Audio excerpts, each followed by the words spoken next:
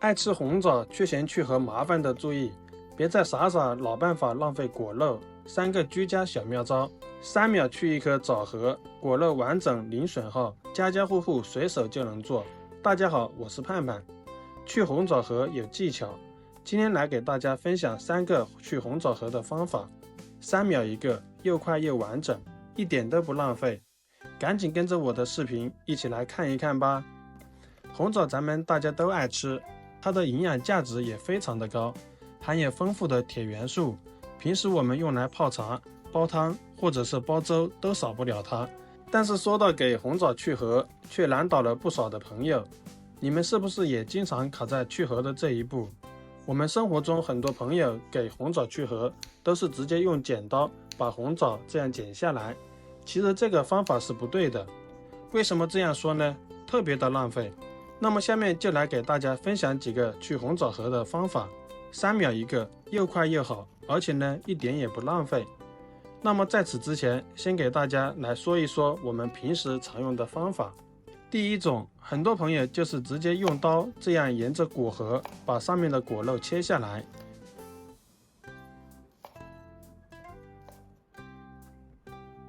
我们可以看到上面有许许多多的浪费，残留在果核上面的红枣用手抠都抠不下来，这样就引起了大量的浪费。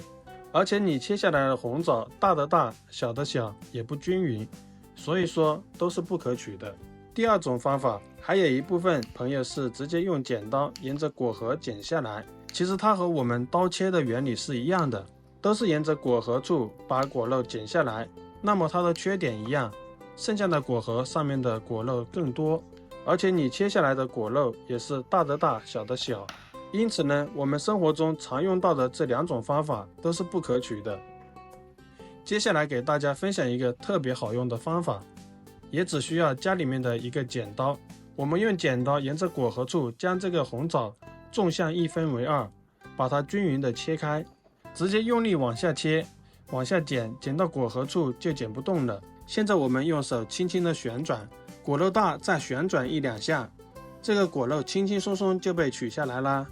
取下来的这一边可以看到果核上面非常干净，没有任何的果肉残留。除此之外，我们这一面也是同样的方法，和刚才一样，轻轻的转动2下，一整个果核就被取下来啦。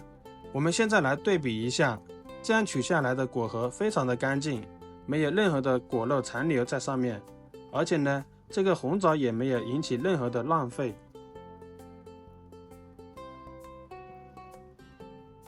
如果你想要红枣把枣核去掉之后，依然和没有去核一样，同样的完整的话，那么就来看第2种方法。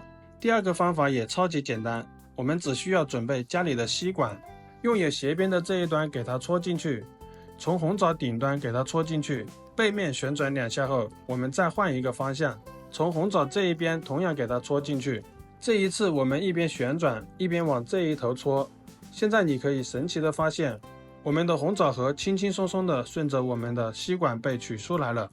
而取出来的红枣，你看它的外表特别完整，和我们没有去核的红枣对比一下，除了它的2端有一个孔洞之外，其他地方完全一模一样，放在一起都看不出是被我们去掉红枣核的。